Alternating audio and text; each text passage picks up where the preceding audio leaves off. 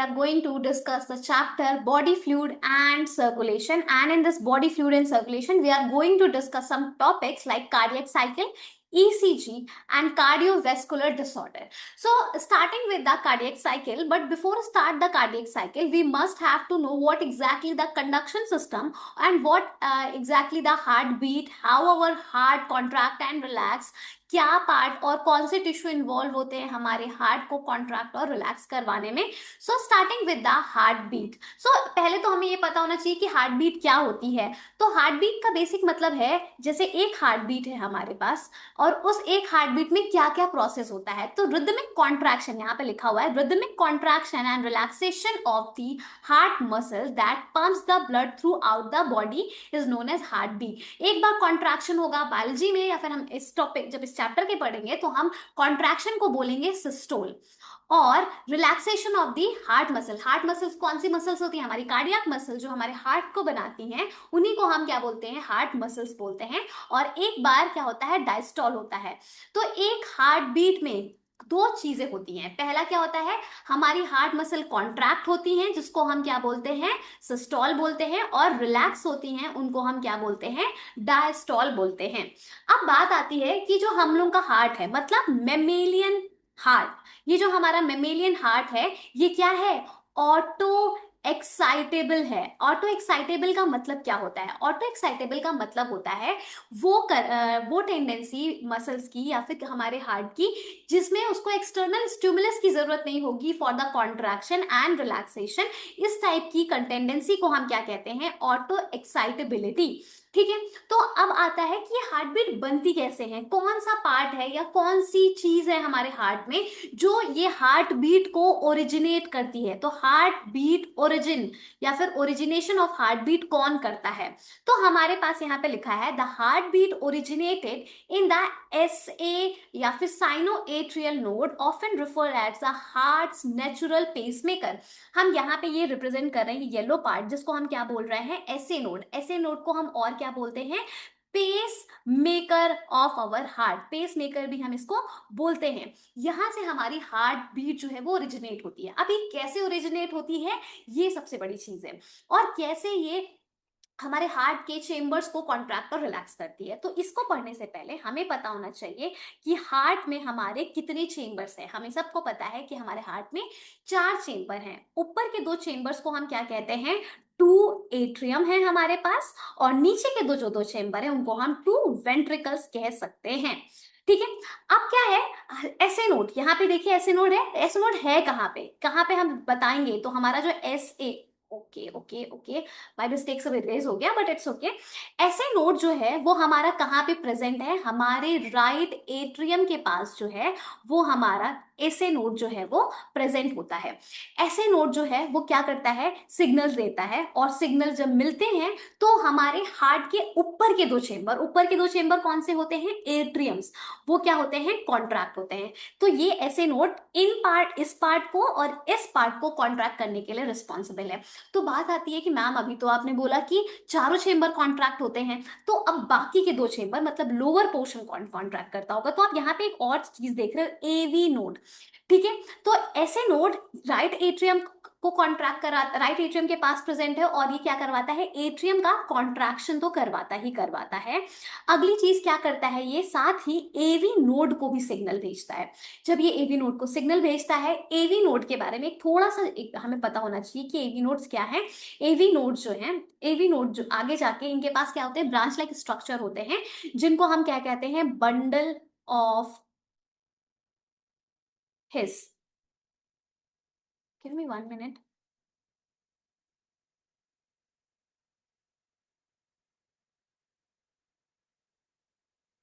Okay okay okay, I think something is happen here, so I have to remove that part क्योंकि यहाँ पे थोड़ा सा over writing हो गई एक दूसरे के ऊपर और वो अच्छा नहीं लगता. हाँ. तो अब हम पढ़ेंगे कि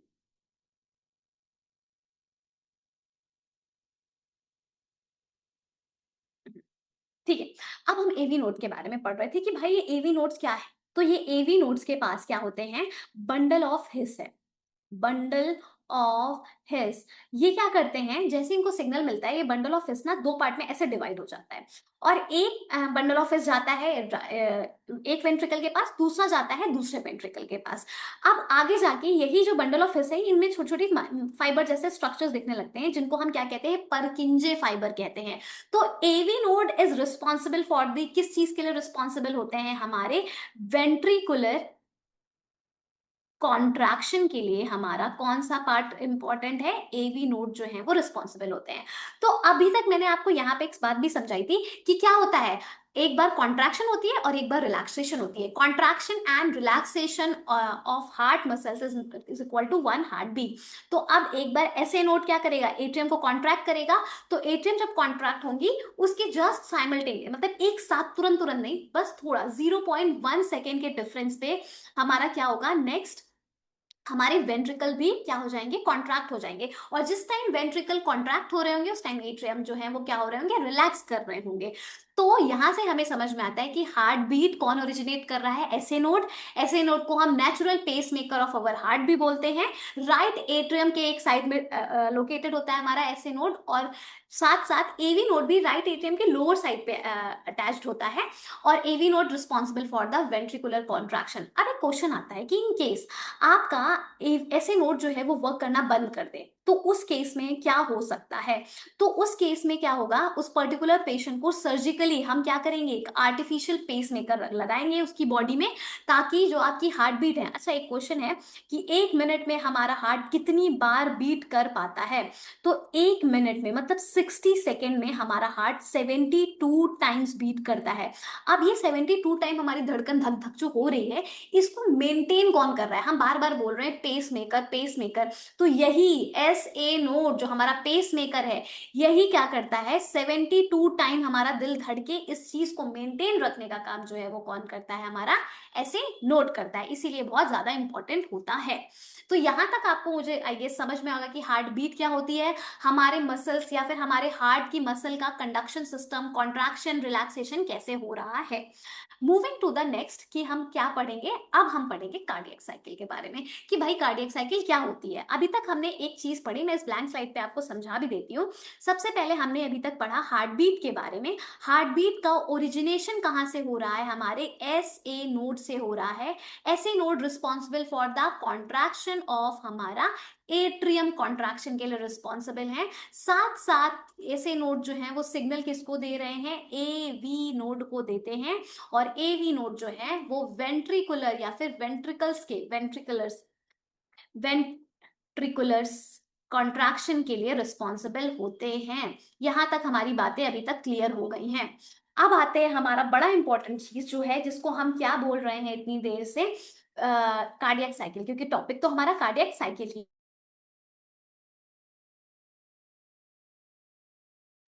तो कार्डियक साइकिल बेसिकली है क्या, कार्डियक साइकिल सेम वही चीज, रिदमिक कॉन्ट्रैक्शन एंड रिलैक्सेशन, मतलब एक heart beat is equal to one cardiac cycle, हम ऐसी चीजें कह सकते हैं। एक cardiac cycle is equal to one heart beat, क्योंकि हार्ट बीट में मैंने अभी क्या बताया, रिदमिक कॉन्ट्रैक्शन और रिलैक्सेशन। मैंने कहा कि एक मिनट में हम 72 टाइम हमारा हार्ट जो है वो बीट कर रहा होता है। तो अब मैं ये पूछना चाहती हूँ कि एक मिनट में तो हमें पता है कि 72 बार हमारा दिल धड़क रहा है, एक कार्डियक साइकिल में कितना टाइम लगता है। तो हम ये कह सकते हैं 60 सेकेंड को हम क्या करें, 72 से डिवाइड कर दें, तो हम मान लेंगे 0.8 सेकेंड लगता है हमारी एक कार्डियक साइकिल को पूरा होने में। कार्डियक साइकिल को कंप्लीटली एक पूरा करने में कितना समय लग रहा है हमको, zero cardiac cycle, I am sorry, cell नहीं है, कार्डियक साइकिल को कंप्लीट करने में 0.8 सेकेंड हमें लग रहा है। इस 0.8 सेकेंड में क्या क्या चीजें होंगी, ये हम अपने अगली स्लाइड में पढ़ेंगे। यहां से नहीं, यहां से ज्यादा अच्छे से दिखेगा, फिर मैं उस पार्ट को समझाऊंगी। तो मैंने अभी अभी जैसा आपको बताया कि 0.8 सेकेंड होते हैं, जिसमें तीन चीजें हो रही हैं। तीनों चीजों में आपको यहाँ पे दिख भी रही हैं क्या क्या चीजें हैं।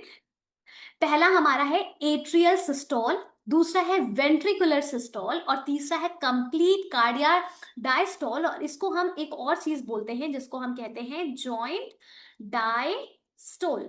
ठीक है, इतनी बात समझ आ गई। एट्रियल सिस्टोल, सिस्टोल का मतलब भी समझ में आ गया, फिर भी मैं यहाँ ऊपर आप लोगों की जहमत ना उठाए ज्यादा, तो उसके लिए लिख दे रही हूँ। सिस्टोल का मतलब है कॉन्ट्रैक्शन ऑफ हार्ट चेम्बर, ठीक है। और डायस्टॉल का मतलब क्या होता है, जब भी मैं ये वर्ड बोलूंगी, रिलैक्सेशन, ठीक है। अब मैंने कहा सबसे पहले ये कंप्लीट कार्डियक डायस्टॉल का मतलब भी हम यही समझ जाएंगे कि यहाँ पे हम ज्वाइंट डायस्टॉल, तो जब भी मैं ज्वाइंट डायस्टॉल बोलूंगी उसका मतलब यही होगा, ये हम कंप्लीट डायस्टॉल की बात कर रहे होते हैं। तो पढ़ लेते हैं एक बार क्या है हमारे कार्डियक साइकिल। तो कार्डियक साइकिल बेसिकली हम कह सकते हैं क्या होती है। Cardiac cycle refers as sequence of events that occur during one complete heartbeat encompassing both contraction and relaxation phase of heart। मतलब क्या कह सकते हैं, जो हम हार्ट बीट के बारे में कॉन्ट्रैक्शन और रिलैक्सेशन साथ में पढ़ रहे हैं वो इज इक्वल टू एक कार्डियक साइकिल है। 72 टाइम्स एक मिनट में हमारी कार्डियक साइकिल 72 टाइम्स होती है और एक कार्डियक साइकिल में 0.8 सेकेंड्स हमें लगते हैं। तो हम स्टार्ट करते हैं एक छोटा सा डायग्राम बना के। पहले हम ज्वाइंट डायस्टॉल से स्टार्ट करेंगे। ज्वाइंट डायस्टॉल का मतलब है कि ऑल, यहाँ पे मैं सारे इवेंट्स जो होंगे वो लिखती रहूंगी कि क्या हो रहे हैं। ऑल चेम्बर्स, ऑल चेम्बर्स मतलब क्या है, ऊपर के एट्रियम और नीचे के वेंट्रिकल्स सब क्या हो रहे हैं, रिलैक्स कर रहे हैं, सबसे आराम कर रहे हैं। अभी तो इनका आराम का काम चल रहा है। साथ साथ क्या है, सब चीजें हो रही हैं, लेकिन क्या चीज नहीं हो रही है, मतलब क्या चीज और हो रही है। यहाँ पे एक छोटा सा हार्ट बना लेते हैं, ऐसे डब्बा वाला बना लेंगे तो आपको थोड़ा सही समझ में आ जाएगा। मान लेते हैं अभी सब कुछ आराम से चल रहा है, लेकिन सब कुछ चल रहा है उसमें भी कुछ ना कुछ तो काम चल ही रहा होगा ना, ऐसा तो नहीं कि हार्ट ने इतना काम ही करना बंद कर दिया। तो राइट एट्रियम में हमारे ब्लड आता रहेगा और लेफ्ट एट्रियम में भी ब्लड जो है, कौन सा, ऑक्सीजनेटेड ब्लड जो है वो आता रहेगा। तो हम ये कह सकते हैं कि क्या क्या चीजों में क्या क्या हो रहा है। सबसे पहले हमारा एट्रियल फिलिंग्स हो रही हैं, एट्रियल फिलिंग चल रही है। एट्रियल फिलिंग्स मतलब क्या है, सुपीरियर वेना कावा से ब्लड आ रहा है और इधर पल्मोनरी वेन से भी ब्लड आता चला जा रहा है। उसके अलावा लेकिन अभी कोई चीज कॉन्ट्रैक्शन और रिलैक्सेशन जो है वो नहीं हुआ है, अभी सिर्फ एट्रियल फिलिंग्स जो है वो चल रही हैं। अब क्या होता है भाई, यहाँ पे क्या है, हमारी एवी वॉल्स है, एट्रियो वेंट्रिकल वॉल्स है, ये बंद है। यहाँ पे मैं ऐसे क्रॉस लगा के दिखा रही हूँ, ये जो है ये बंद है। पर जब एक टाइम पे ब्लड भरता रहेगा भरता रहेगा भरता रहेगा, मान लेते हैं यहाँ पे ब्लड भर रहा है दोनों जगह भरता रहा है, एक तरफ ऑक्सीजनेटेड और डीऑक्सीजनेटेड, तो ब्लड का भी भाई थोड़ा थोड़ा तो भार होता है ना। तो उसकी वजह से, उसके वेट की वजह से ये जो है ना, ये वॉल्स जो है, ये वाली जो वॉल्स जो मैं आपको दिखा रही हूँ, ये क्या हो जाएंगी, ये ओपन हो जाएंगी। ओपन मतलब ये तो कुछ ज्यादा ही ओपन हो गई, पूरी नहीं ओपन होंगी, थोड़ी सी ओपन हो जाएंगी, जितना उनका पोर्शन है वो उतने में ओपन हो जाएंगी। और अभी मैंने कहीं भी ये बताया कि एट्रिया, एट्रिया जो है वो कॉन्ट्रैक्ट हुए नहीं, और ये ब्लड जो है वो कहाँ आ जाएंगे, यहाँ आ जाएंगे। और ये क्या होगा, इस पार्ट को हम बोलेंगे पैसिव वेंट्रिकुलर फिलिंग। हमारा ये काम होता रहेगा, अभी कहीं पे भी मैंने एट्रियल का वो कुछ नहीं बताया है, ठीक है, ये होता रहेगा। अब अब आएगा टाइम और क्या होगा, हमारा एट्रियल सिस्टोल हो जाएगा। एट्रियल सिस्टोल ये वाला पार्ट जो है वो हो जाएगा। मैंने अभी जब दो सारे चेम्बर आराम कर रहे थे उस टाइम की बात बताई है, ठीक है। अब तुम आप देख रहे हो अराउंड 70% जो है वो पैसिव ही वेंट्रिकल्स में ब्लड भर जा रहा है, ठीक है, पैसिवली ही भर जा रहा है, कोई कॉन्ट्रैक्शन नहीं हो रहा, कोई एनर्जी का यूज नहीं हो रहा है, पैसिवली ही बढ़ जा रहा है। अब क्या होगा, हमारे बोथ वेंट, अब लेकिन यार एट्रिया कैसे कॉन्ट्रैक्ट होंगे, तो एट्रिया कॉन्ट्रैक्ट करने के लिए हमारे ऐसे नोड जो हैं वो क्या करेंगे, सिग्नल भेजेंगे।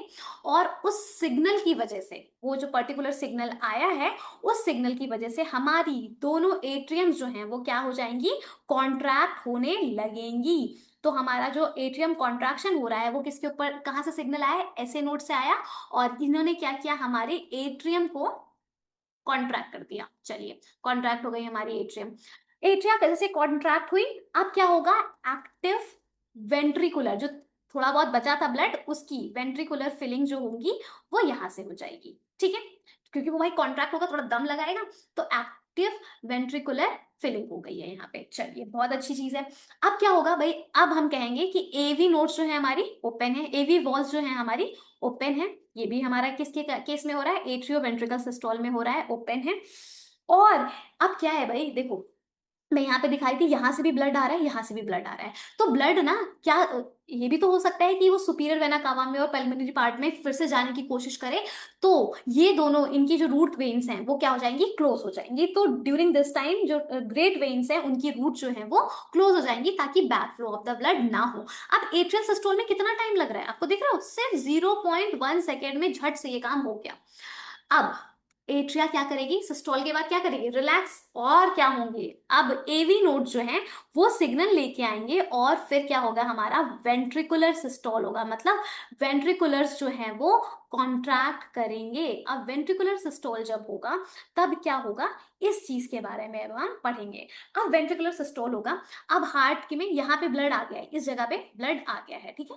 अब ये ब्लड वापस से यहाँ जाने की कोशिश करेगा, ये भी यहाँ पे जाने की कोशिश करेगा, तो सबसे पहला काम होगा, अभी तक हमने देखा था एवी वॉल्स जो ओपन थी, लेकिन यहाँ पे आते ही एवी वॉल्स जो है वो क्या हो जाएंगी, क्लोज हो जाएंगे। वो जब ओपन होती है तब कोई आवाज नहीं आ रही, कुछ नहीं, लेकिन धक से आवाज आएगी।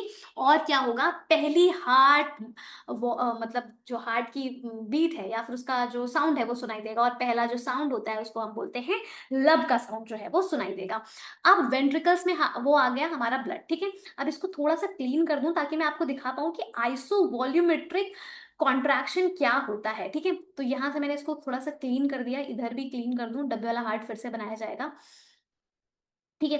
अब क्या हुआ है, अब हम पढ़ेंगे कि ये डब्बे आ गए, ठीक है। अब यहाँ पे ऊपर की एवी वॉल्व भी बंद है, और अभी ना ये भी नहीं है कि जो डीऑक्सीडेटेड ब्लड है वो लंग्स के पास, मतलब सेमिल्यूनर वॉल्व भी बंद है, मतलब ये पूरा एक डब्बा है। ये मतलब इसमें ये बस इसमें ब्लड भरा हुआ है, कहीं से भी कोई ओपनिंग नहीं है, मतलब पूरी तरीके से भी क्लोज चेंबर की तरह काम कर रहा है। तो जब ना एवी वॉल्स ओपन होंगी और ना ही हमारी सेमी ल्यूनर वॉल्स ओपन होंगी, उस पर्टिकुलर कंडीशन को हम क्या कहते हैं, आइसो वॉल्यूमेट्रिक कॉन्ट्रैक्शन, ठीक है, ये कहेंगे हम इसको, ठीक है। अब क्या होगा, थोड़ी देर बाद, मतलब थोड़ी बस थोड़े सेकंड की बात है, फ्रैक्शन ऑफ सेकंड की, उसके बाद हमारी सेमी ल्यूनर वॉल्स जो है वो ओपन हो जाएंगी, और जैसे ही सेमिल्यूनर वॉल्व ओपन हो जाएंगी, ये जो डीऑक्सीडेटेड ब्लड है ये लंग्स के पास पहुंच जाएगा, और ये जो ऑक्सीजनेटेड ब्लड है ये आयोटा से होते हुए हमारी बॉडी में पहुंच जाएगा, ठीक है। तो ये ऐसे होता है, बहुत मतलब आप समझ रहे हैं, 0.8 सेकेंड में कार्डियक साइकिल रन कर दी है, उसी में सिस्टॉल भी हो गया, उसी में डायस्टॉल भी हो गया, उसमें कंप्लीट ज्वाइंट डायस्टॉल भी हो गया है। अब क्या होगा, यहां तक हो गया, अब दोनों चेंबर ने अपना अपना काम कर दिया, एट्रिया भी हमारी कॉन्ट्रैक्ट हो गई, वेंट्रिकल्स भी हमारे कॉन्ट्रैक्ट हो गए। अब आया हमारा फिर से Pollock joint diastole, joint diastole होगा, तो फिर से अब हमारी जो सेमी ल्यूनर वॉल्स जो ओपन हुई थी वो यहाँ पे आएंगी, और सेमी ल्यूनर वॉल्स जो है वो अब क्या होने वाली हैं, फिर से क्लोज होंगी, और क्लोजिंग की साउंड फिर से आएगी, और इस बार जो साउंड आएगी उसका नाम होगा डब, ठीक है।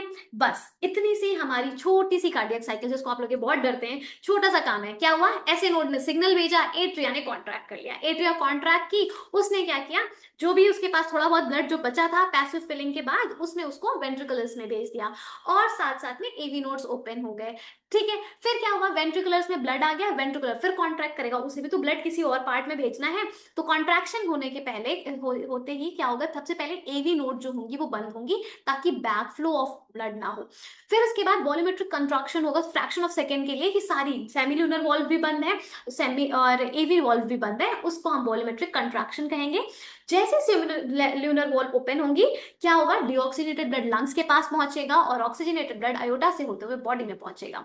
फिर जो दोनों जब चेंबर्स दोनों ऊपर और नीचे के एट्रियम और वेंट्रिकल जब रिलैक्स करेंगे, उसको हम ज्वाइंट डायस्टॉल बोलेंगे, और फिर से हमारी सेमिल्यूनर वॉल जो है वो बंद हो जाएगी, और सेकंड साउंड आएगा जिसको हम बोलते हैं डब का साउंड, डब। इतनी चीजें क्लियर रही हैं आपको। सो अभी तक हमने जो चीजें पढ़ी थी वो हमारी कार्डियक साइकिल थी। अब जो हम अगला टॉपिक पढ़ने जा रहे हैं, जिसको हम क्या कहेंगे, ईसीजी कहेंगे। ईसीजी में क्या हम पढ़ने वाले हैं, ये पढ़ेंगे हम कि ईसीजी क्या है। ईसीजी का फुल फॉर्म क्या है, इलेक्ट्रो कार्डियोग्राम, नॉट इलेक्ट्रोकार्डियोग्राफ। हाँ, लेकिन जो ग्राफ बन रहा है, ये जो आपको ये पूरा ग्राफ दिख रहा है, इसको हम बोलते हैं इलेक्ट्रोकार्डियोग्राम,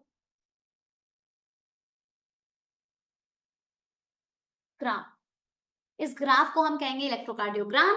और जो इंस्ट्रूमेंट यूज करते हैं हम, जिसमें ईसीजी हो रहा है, उसको हम क्या कहेंगे, इलेक्ट्रोकार्डियोग्राफ कहेंगे। अब ये क्या है basically, the electrocardiograph is the test that record the heart electrical activity. Heart की जब कार्डियक मसल जो एक्साइट होती हैं, तो वो इलेक्ट्रिक करंट जो प्रोड्यूस करती हैं, उसको ग्राफिकल फॉर्म में प्रेजेंट करने का जो काम है, वो उसको हम ईसीजी कहेंगे। एक बहुत पेनलेस प्रोसेस होती है। बेसिकली हम लोग उसमें डायग्नोस करते हैं, अगर कोई पर्टिकुलर पर्सन जिसको हार्ट से रिलेटेड कोई डिजीजेस हैं, उसको तो हम लोग क्या करते हैं, ईसीजी के ग्राफ्स देखते हैं। ईसीजी के ग्राफ बेसिकली, अगर ये ऐसा, ये जो है, ये क्या है, एक नॉर्मल ग्राफ है, ठीक है। इस नॉर्मल ग्राफ की ग्राफ में, मतलब ये नॉर्मल ग्राफ है, इसमें कोई एलिवेशन आ रहे हो इस ग्राफ में, टी रीजन में या किसी भी पार्ट में, एस टी पार्ट में डिप्रेशन हो रहा है, ये ग्राफ जैसे ये चल रहा है, ये ऐसे उड़ जाए या फिर नीचे की तरफ ऐसे चला जाए, तो इस तरह हमें ये पता चलेगा कि कोई पर्टिकुलर पर्सन जो है किसी टाइप की कार्डियोवेस्कुलर डिजीज से सफर कर रहा होता है। तो हम लोग जो मतलब heart related, cardiac related disease हैं, उनको भी पता करने के लिए ये करते हैं। इसके अलावा कभी आपने देखा होगा मूवीज वगैरह में क्या होता है कि एक पेशेंट होता है, उसके पास एक मशीन अटैच की होती है उसके आसपास, और उस आसपास की जो मशीन अटैच होती है, उसी को हम क्या, उसमें बार बार पीप पीप की आवाज आ रही होती है। तो पीप पीप की आवाज आ रही होती है, तो क्या होता है, ऐसा ग्राफ बनता चला जाता है। ये वाला जो ग्राफ है, ये ऐसे कुछ ऐसे बनता चला जा रहा है, ठीक है, ऐसे बन रहा है। लेकिन एक टाइम आएगा जब पीप आवाज आएगी और एकदम स्ट्रेट लाइन हो जाएगी। और जैसे स्ट्रेट लाइन होती है, तो डॉक्टर्स होते हैं जो मूवीज में, वो कहते हैं ना कि आई am sorry that particular person is dead. तो ये भी एक टाइप का, मतलब कार्डियक एक्टिविटीज को, graph electrical activity of cardiac muscle को ग्राफिकल फॉर्म में प्रेजेंट करते हैं, कि हम कैसे पता चल रहा है कि अभी हार्ट चल रहा है और अब हार्ट जो है वो चलना बंद हो गया है। ये सारी चीजें हम इस वाली मशीन में पढ़ेंगे और इस वाले फॉर्म को हम देखेंगे। तो अब ये ग्राफ जो बना हुआ है, इस ग्राफ में आपको क्या समझ में आ रहा है, क्या समझ में आ रहा है, सिर्फ अल्फाबेट दिख रहे हैं, पी क्यू आर, है ना। तो अभी हम ईसीजी के बारे में थोड़ा सा एक बात जान लेते हैं। ये क्या है, ग्राफिकल रिप्रेजेंटेशन है। ग्राफिकल रिप्रेजेंटेशन किसका ग्राफिकल रिप्रेजेंटेशन है, electrical activity of heart, electrical activity of heart का ग्राफिकल रिप्रेजेंटेशन जो है वो है ईसीजी। अब जो भी अपने कार्डियक साइकिल हमने पढ़ी थी ना, एक बार क्या हुआ था, एट्रिया सिस्टोल हुआ था, फिर वेंट्रिकुलर डायस्टोल हुआ था। तो यही सब चीजें अभी हमने इसको पाई चार्ट के फॉर्म में पढ़ा था। अब हम उसको किसके फॉर्म में पढ़ेंगे, ग्राफ के फॉर्म में पढ़ेंगे। तो अब ग्राफ के फॉर्म में कैसे पढ़ेंगे, ये चीजें हम देखिए, यहाँ पे लिखा है पी क्यू आर एस और टी, ठीक है। अब इन सब का क्या मतलब है, यहाँ पे मैं एक बार इसको प्रेजेंट कर देती हूँ, फिर मैं अगली स्लाइड, एक ब्लैंक स्लाइड में आपको क्लियर करके दिखा दूंगी, तो सारी चीजें क्लियर हो जाएंगी। तो अब हम पढ़ेंगे कि ये जो ग्राफ है, इसके हर एक वर्ड या अल्फाबेट का क्या मतलब होता है। तो starting with the P, P का मतलब है, यहीं पर मैं लिख दे रही हूँ, पी का बेसिक मतलब होता है एट्रियल कॉन्ट्रैक्शन, या फिर हम इसको कह सकते हैं एट्रियल सिस्टोल। कार्डियक साइकिल का पहला स्टेप क्या था, एट्रियल सिस्टोल था। दूसरा यहाँ पे आएगा हमारा वेंट्रिकुलर सिस्टोल, और लास्ट में यहाँ पे आएगा सिस्टोल, उसके बाद आएगा वेंट्रिकुलर रिपोलराइजेशन, ठीक है। अब यहाँ पे हम जब भी पढ़ते हैं, इससे पहले हमने यही चीजें पढ़ी थी कि एसए नोड जो है वो ओरिजिनेट करता है सिग्नल, जिसकी वजह से एट्रियम कॉन्ट्रैक्ट होते हैं। लेकिन जो सिग्नल होते हैं वो किस फॉर्म में होते हैं, तो हार्ट के अगर किसी चेंबर को हमें कॉन्ट्रैक्ट करना है, तो हमें उसमें क्या करना होगा, उसको हमें क्या करना होगा, डी पोलराइज्ड करना होगा। और डीपोलराइज करने के लिए हमें उसको क्या देना होगा, उसके मेम्ब्रेन को सोडियम आयंस देने होंगे। सोडियम आयंस देंगे तो मतलब क्या है, वो पर्टिकुलर मेम्ब्रेन जो है, एट्रियम जो है वो कॉन्ट्रैक्ट होंगे। और जब उनको रिलैक्स करना होगा, तभी एक आयन जो है वो निकलेगा। अब सोडियम आयन अंदर जाएगा तो वो तो बाहर नहीं निकलेगा। तो जब रिलैक्स होगा तो सिग्नल जो जाएगा वो कौन सा होगा, हमारा पोटेशियम आयन। ये पोटेशियम आयन जब बाहर जाएगा, तो ये सिग्नल होगा कि ये पर्टिकुलर जो एट्रियल सिस्टोल हुआ है, उसका क्या होगा, वो अपना किस में जा रहा है, डायस्टोल में जा रहा है, ठीक है। इतनी बात हमारी समझ में आ गई। अब एट्रियल सिस्टोल जब होगा, तो मैंने क्या बताया कि आपके हार्ट की जो भी कार्डियक एक्टिविटी है वो ग्राफ के फॉर्म में प्रेजेंट होंगी। तो सबसे पहले जब एट्रियल सिस्टोल होगा, मतलब क्या होगा, एट्रिया का डीपोलराइजेशन हो रहा है। एट्रिया का डीपोलराइजेशन होने का मतलब क्या होता है,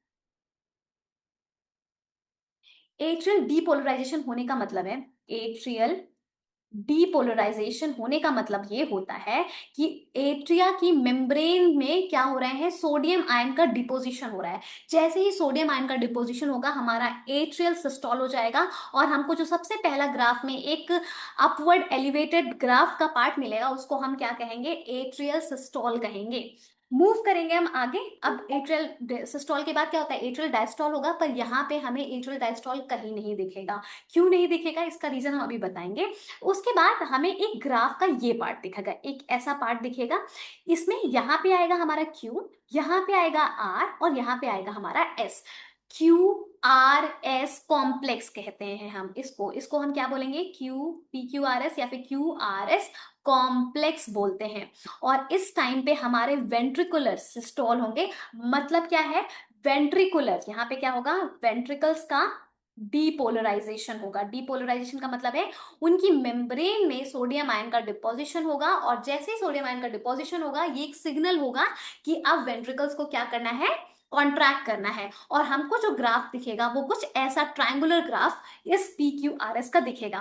फिर वेंट्रिकुलर सिस्टोल के बाद क्या होता है, वेंट्रिकुलर डायस्टोल होता है, रीपोलराइजेशन होगा। रीपोलराइजेशन का मतलब है कि कोई एक आयन जो है वो मेम्ब्रेन से बाहर जाएगा, और इस बार कौन सा जाएगा, पोटेशियम आयन बाहर जाएगा, और फिर ग्राफ फिर से एक एलिवेटेड ग्राफ के फॉर्म में हमें दिखेगा।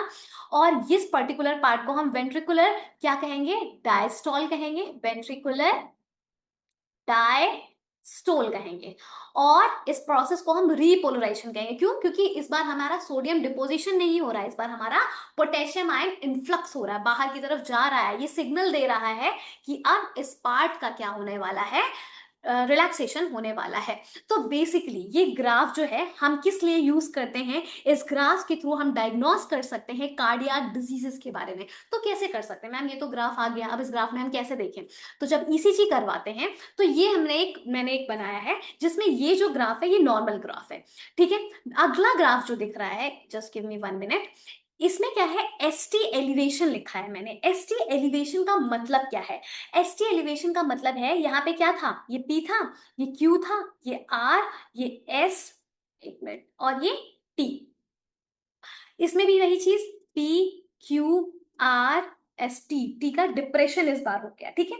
तो अब क्या हो गया है, जब आपके ECG के ग्राफ में आपको क्या दिख रहा है, ST इस तरीका का ना दिखने की वजह से इस तरीके का दिख रहा है, उसको हम क्या कहेंगे, ST एलिवेशन कहेंगे। और जो डिजीज हो जाएगी उसे हम कहेंगे माइट्रोकार्डियल इन्फ्रैक्शन। माइट्रोकार्डियल इन्फ्रैक्शन का मतलब होता है कि आपके हार्ट की किसी एक टिश्यू या किसी पार्ट में उतना अमाउंट ऑफ ऑक्सीजन सप्लाई नहीं हो रहा है, और वो टिश्यू जो है वो पर्टिकुलरली डेथ हो रही है उस टिश्यू की।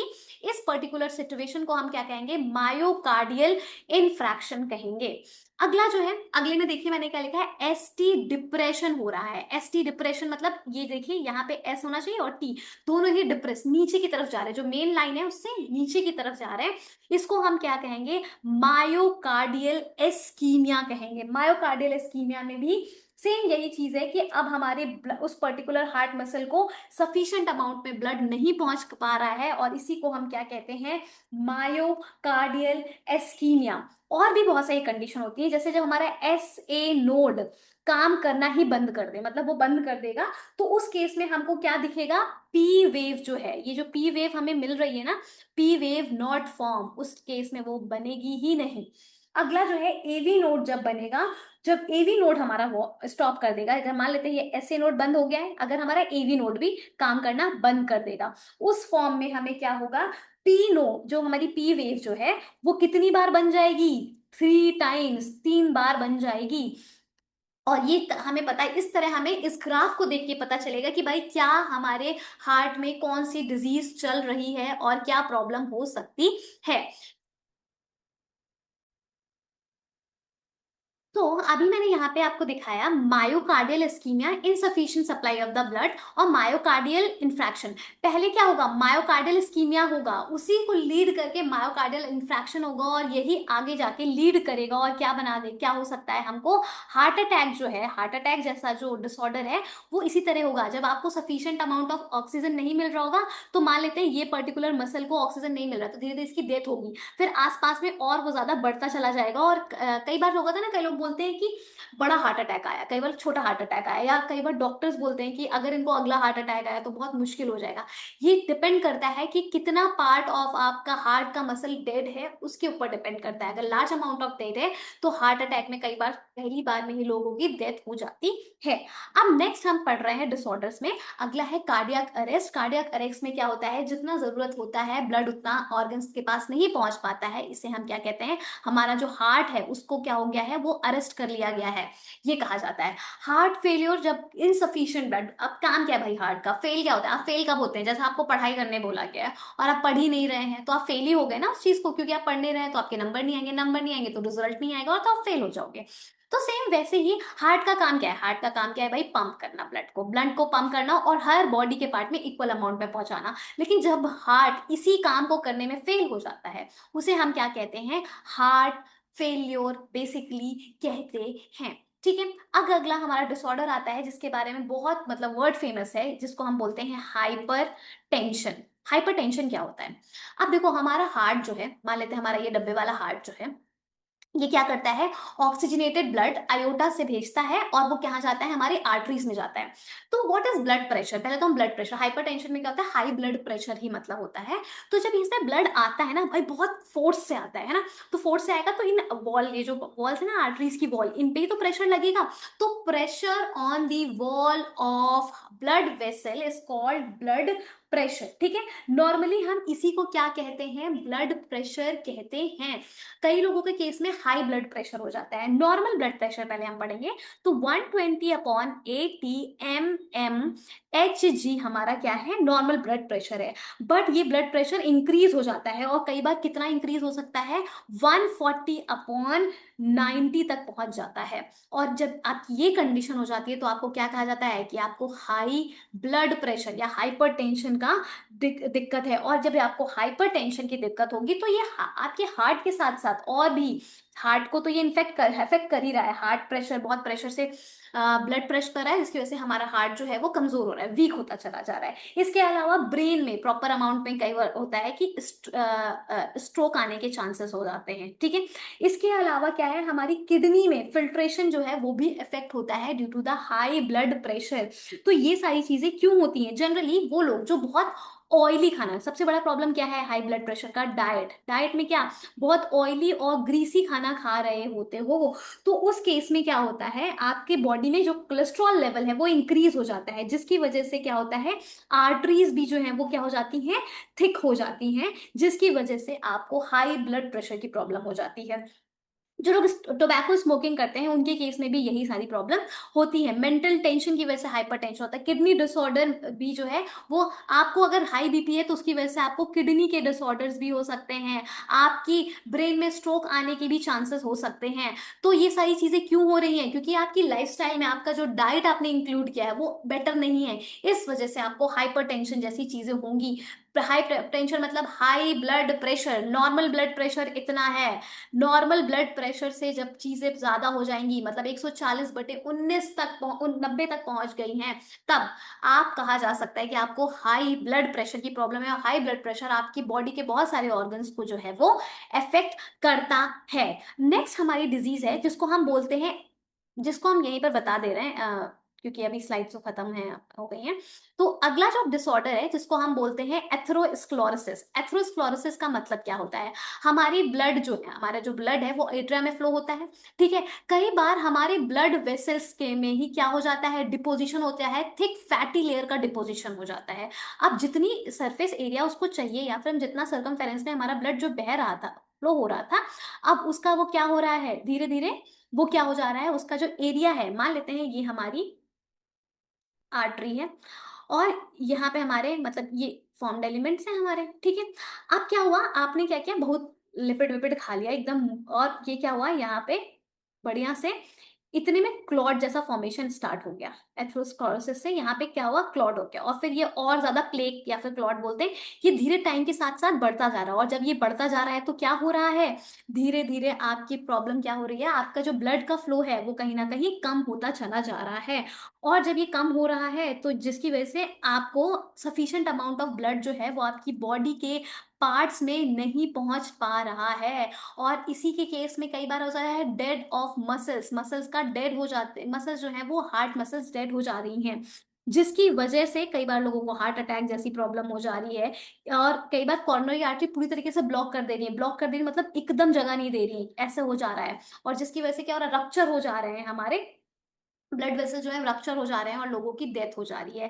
तो एथेरोस्क्लेरोसिस बेसिकली क्या है, स्पेशली ये कोलेस्ट्रॉल और जो आप लोगों ने बहुत सारा फैट खाया है वो आपकी ट्यूनिका इंटरना में धीरे धीरे जाके प्लेक जैसा फॉर्म कर देता है, और आपकी एट्रियम वॉल जो है वो धीरे धीरे डिफॉर्म होने लगती है। और इस प्लेक की वजह से जो ब्लड का फ्लो है वो धीरे धीरे रिटार्ड होने लगता है।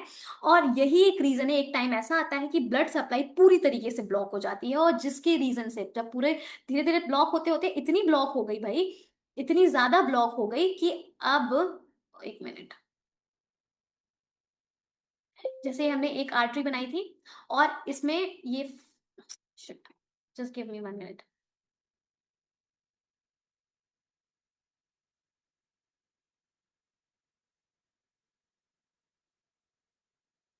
ये हमने बनाया अपनी आर्टरी की सर्कमफेरेंस, ठीक है। और इसके आसपास ना इतना क्लॉट भर गया, ये पूरा क्लॉट भर गया कि एक टाइम यहाँ पे ब्लड का फ्लो ही होना पॉसिबल नहीं है। ब्लड फ्लो पूरी तरीके से क्या हो गया, ब्लॉकेज ऑफ ब्लड का फ्लो। और ब्लड का फ्लो जब प्रॉपरली ब्लॉक हो गया, जिसकी रीजन की वजह से क्या चीजें हो रही हैं, हार्ट अटैक और साथ साथ स्ट्रोक के प्रॉब्लम्स हो जाते हैं।